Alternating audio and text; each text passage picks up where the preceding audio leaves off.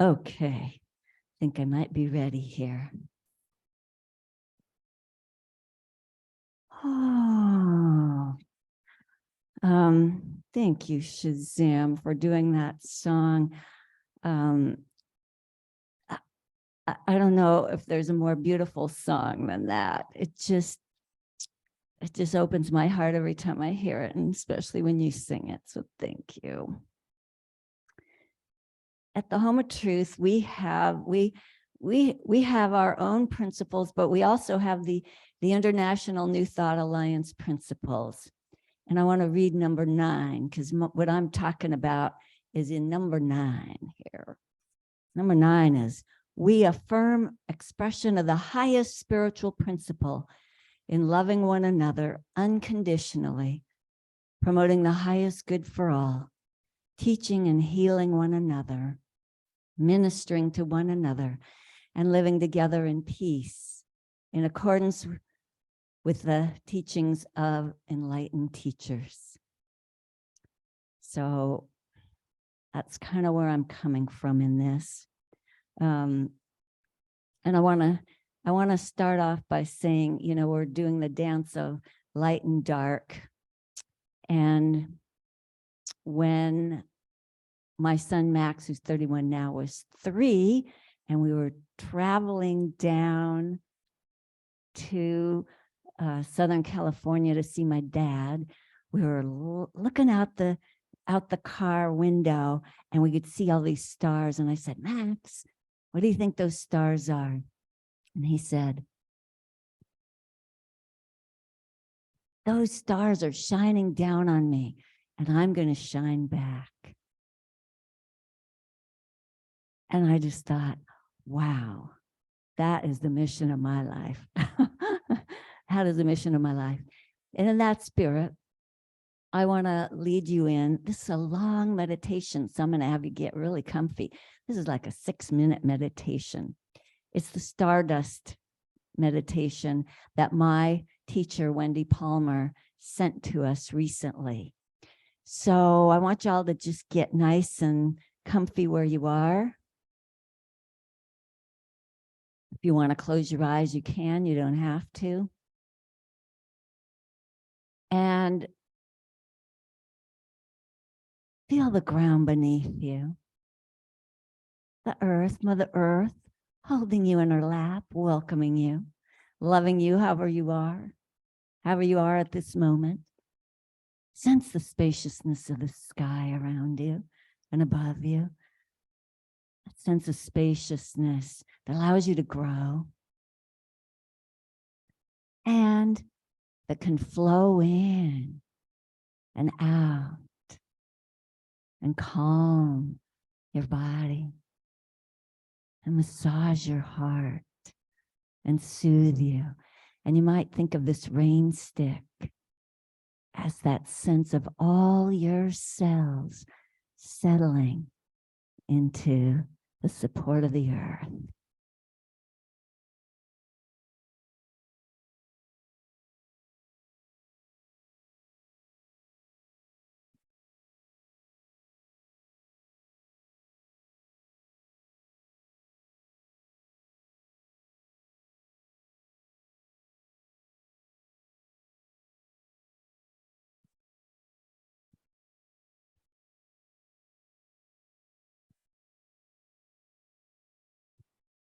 And as you are going within, I'm going to read a quote from Neil deGrasse Tyson. Neil Tyson deGrasse, or whatever his name is. The atoms of our bodies are traceable to the stars that manufacture them in their cores and exploded these enriched ingredients across our galaxy billions of years ago. For this reason, we are biologically connected to every other living thing in the world.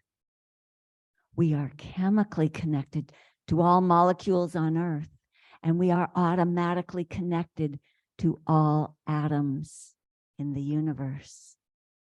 We are not figuratively, but literally stardust. So as you sit, let your breath soar upward on the inhale, riding the thermal spiral through your body. As you exhale, float downward on the thermal, flowing around your body, and take a few breaths where you're riding that thermal. Inhale, soaring upward. Exhale, floating downward. Visualize a double helix inside you. The helix is extending above and below where you're sitting. And inside that double helix form are little flakes of light, floating like the flakes in the snow globe. The flakes are floating in a field of light. The flakes floating in a field of light begin to fill your arms and legs. Stardust is shimmering inside of you. You might hear the faint hum of the particles vibrating as the starlight shimmers. Let the light begin to spread outward into your bubble, your personal space. The flakes of light are pulsing. They're flashing off and on, dancing in the space above, below, and all around. Starlight, stardust surrounding you. This sense of an entity of pulsing particles is linked to other entities of light particles. It's part of a web of hundreds of thousands of lights shimmering like the dew on a spider's web in the morning. The web of pulsing light and life extends up to the stars. The stars are pulsing, exploding, light-releasing particles like fireworks. The particles dissolve into starlight. As we inhale, starlight fills the body. As you exhale, starlight flows into the space. Breathe in the starlight. Breathe out starlight. Once again, visualize that double helix inside your body, extending above and below where you're sitting.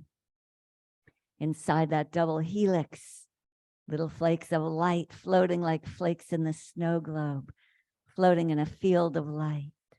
The shimmering light begins to fill your arms and legs, your whole body.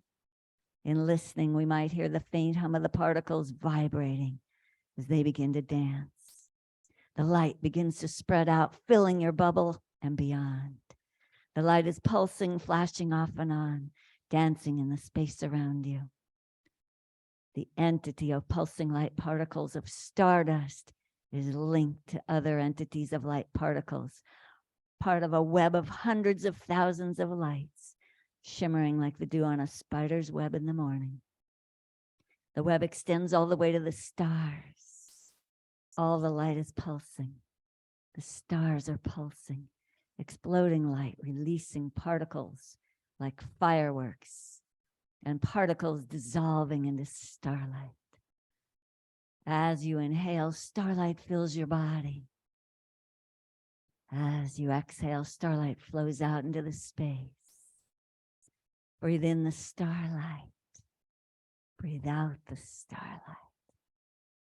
And now bring your attention to your heart, saying for yourself, may I be happy so I can spread happiness. May I be peaceful so I can spread peace.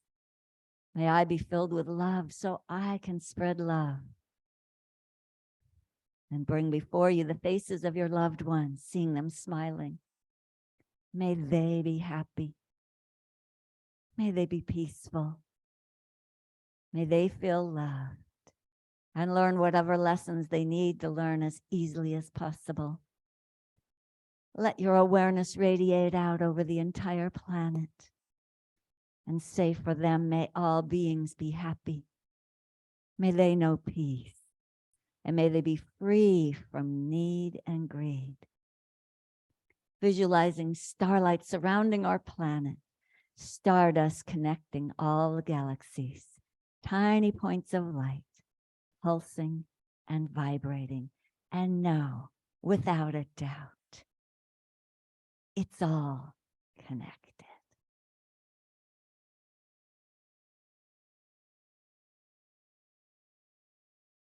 And just taking a moment to let that flow through you. And as you're ready, coming back into the present.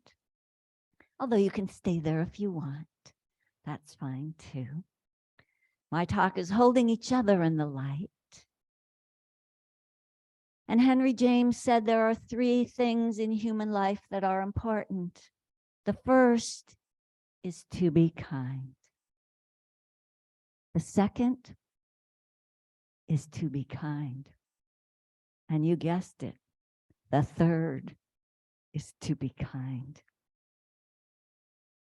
Jean-Jacques Rousseau said, "What wisdom can you find that is greater than kindness?" So, as you all remember, back in August, I forget what day it was, August 22nd. I'm sure you remember my talk back then, especially the ones of you that weren't there. But I'm going to recap just in case you don't remember. It was called Wisdom of Kindness. And one of the things about it is that we are human beings on a path of learning. And that takes place by trial and error. And we inevitably make mistakes. And we inevitably fall short of being kind all the time, every time.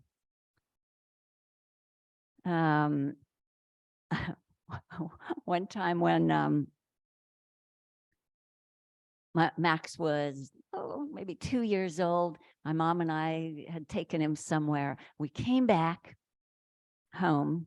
It was lunchtime, and Max saw there were all these white stones in the neighbor's yard, this whole like field of white stones, and boom, like a magnet, he had to go over and start exploring those stones.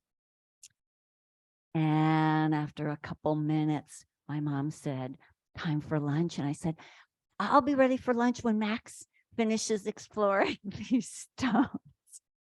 And my mom looked at me and she said, "You are the most patient mother I have ever heard of, seen, witnessed." And I said, "Well, I am, unless I'm tired, hungry, stressed, rushed, or any number of other things." And that's for all of us, you know? There's times we just don't have it in us, just don't. And so what I said last time is, okay, we're going to inevitably hurt somebody else's feelings. But what you can do is you can make repair. You and Vicki, thank you for this. Vicki last week said, she said, "I have lots of forgiveness opportunities." And so do we all. So we have lots of chances where we get to forgive somebody else, forgive ourselves, or ask for forgiveness. And know that even when you blow it, you're one with the divine. You're still stardust. You're still connected. God still loves you.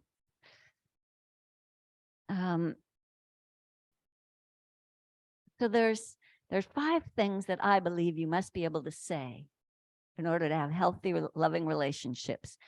And 2 of them are, "I'm sorry," and "I'm wrong. I was wrong." And then I also talked last time about listening generously, about being able to have that open heart when someone tells you about their hurt feelings. And you just open your heart, get calm, and listen. So that's where we ended up back in August. And where we're going to start today is part 2. And it's to be able to speak our words that have power, and our tone that has power to speak in ways that hold others in the light. And that when we share feedback with other people, that we can do that by holding them in the light. And sometimes what we say has small consequences, sometimes large, and those could be good or bad. We all have judgments. We all have opinions. We all have preferences. So the key point is to recognize, oh, that's my opinion. Oh, that's my preference for how it's done. Oh, that's my judgment. Sometimes in meditation, they teach you, just notice, oh yeah, that's a judgment coming up. Oh, that's an opinion coming up. So we all have them. The important thing is to recognize, oh yeah, that's mine. My friend Shelley taught me something. She used to teach French for high school students. And she said sometimes they would be having some kind of discussion and somebody would get really adamant about their position, their opinion. And, even when invited to entertain other people's ideas, the person was just like, no, it's this. And so she would ask them, how long have you thought that your opinion is God's opinion? How often have you thought that your opinion is God's opinion? And that would usually, it was a Catholic school, that would usually sort of stop them in their tracks. So if you get caught thinking your opinion is God's opinion, think again. I wanted to talk about some of the consequences I've observed where words ended up having a hurting effect. And one was my friend Shelley. My friend Shelley had bought this new skirt. It was a long skirt. She loved it. And she reported to me later that a fellow said to her, why are you wearing a long skirt? That's an old lady skirt. That is so not sexy. So you can imagine her joy just drained right out. And that skirt hung in her closet forevermore after that, because every time she went to go wear it, that bad feeling would come back. Another one happened to my husband, Jim. He had put together a slideshow in college and they were playing it, and it was his voice narrating it. It wasn't him in person. They had recorded it. And he happened to overhear somebody say to somebody else, that voice is so boring and well, that stuck with him for many, many, many years. Even in social situations, he tended to hold back. He didn't have the confidence to really enter the conversation until I did speaking circles. I used to lead speaking circles, which there is somebody now leading them here, Liz. Anyway, in the speaking circle, he found that when he talked and he would tell stories, we were rolling in the aisles laughing. He was so funny, so smart, so amazing. And it kindled something in him. He is now totally confident. The other person that I wanted to speak about was my mom, literature professor. She was a literature professor for like 25 years. Finally retired, but it was a really hurtful situation how she ended up retiring. And so she decided she was going to write about it. And she went to a writing group. She read the part that she had written, and they said to her, well, you know the rules, show, don't tell. your whole thing, you're just telling, you're not showing. And here she was, a literature professor. She was really hurt. She talked about it to me later. And what do you know? She just seemed to never find time to keep writing that. She never went back to that group, but she stopped writing that. And later I said to her, wow, it's so interesting the effect something can have. And she had no idea that that's what stopped her. Oh, no, I just stopped writing it. No, she stopped after that was said to her. So those are some examples of how we can hurt each other. They were trying to be helpful. And the people that talked about Jim, they didn't know he was sitting there. They didn't know they were hurting his feelings. And the guy with Shelley, I don't know what he was thinking. Anyway, it happens. So I want to tell you a few different ways that I've explored for how to hold other people in the light when you give feedback. And one of them is the speaking circle. The idea is that our creative spirit is a little shy and a little delicate. So it needs support. It needs encouragement. It needs love. In the speaking circle, you have your turn to speak, your 5 minutes. And people afterwards are only allowed to give what Lee used to call, Lee Gluckstein, who started it, positive feedback, which later, what did he, oh gosh, I can't even remember now what it morphed into. But the idea is to only look for what you like in what the person said. Feedback, something essence feedback, that's what he called it. What was the essence that you loved? So speaking circles. I taught creative expressions to 6th graders for many years, 14 years. And I had them coming up, telling stories, doing different things. And what I would always say afterwards, and this is how they earned their points, what did you like? What did you like about Marilyn's story? What did you like about Jeff's story? What did you like about Carol's story? Whatever. And they would earn points by noticing what they liked. It's all too easy to notice what you don't like.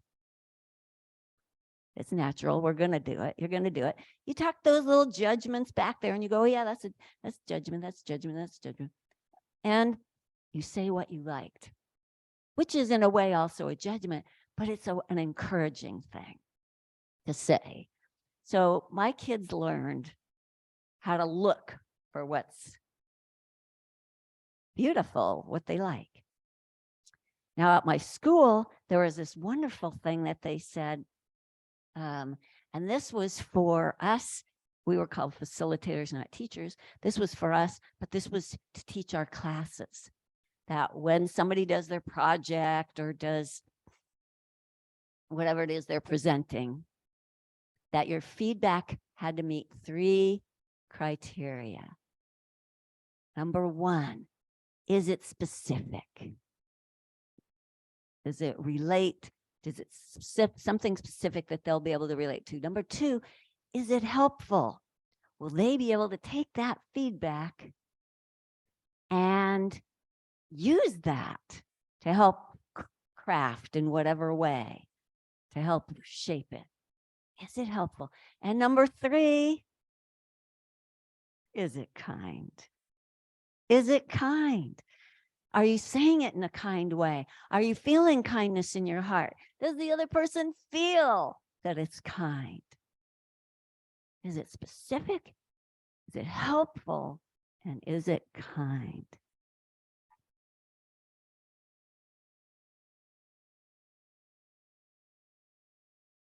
So what I'm going to suggest to everybody here, and there's other things there's other ways to talk about nonviolent communication is a way to help get in touch with how to bring others, how to hold others in the light. There are other ways. I'm just mentioning some, but there are other ways. And there are always ways, as Vicki says, to look for those forgiveness opportunities. So I'm just going to encourage you to notice yourself and notice your effect on other people and notice your judgments. And just be noticing. See how you want to be. See are you being how you want to be? And one other last clue that I'm going to give give everybody is what Jim and I often will do, and I'll say, I'm in a grouchy mood. I'm going to try not to say grouchy things, but if I do, just, let it land in the space, let it not. I land on you. It's me. That's another thing you can do. And to close, my closing prayer is going to be a poem by Mary Susan Gast. She is the poet laureate of Benicia. And she wrote a poem called Great Light Among Us. So I'm going to invite you to go within.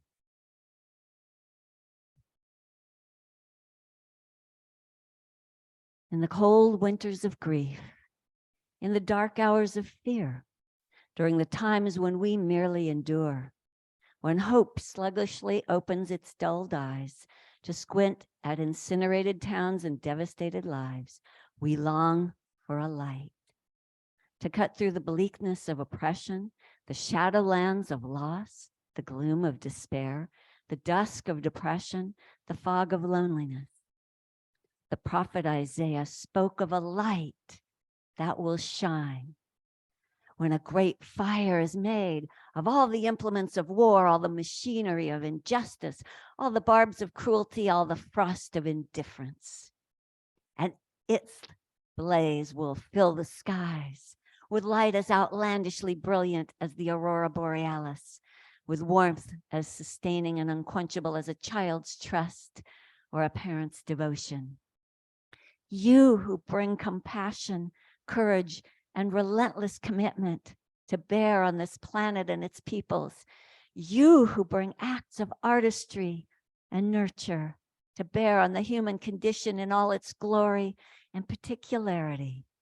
You who give of love and friendship, kindness and care at whatever cost. You are the bearers of this light. You shine all wild and gorgeous. You are a gift.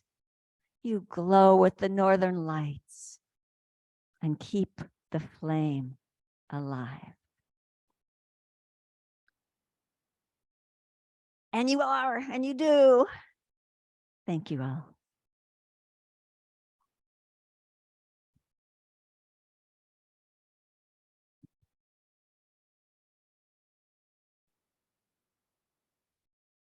Cathy Dana, let's give her some love. Thank you. Thank you. Wow, Cathy, what a journey we went on with you. We went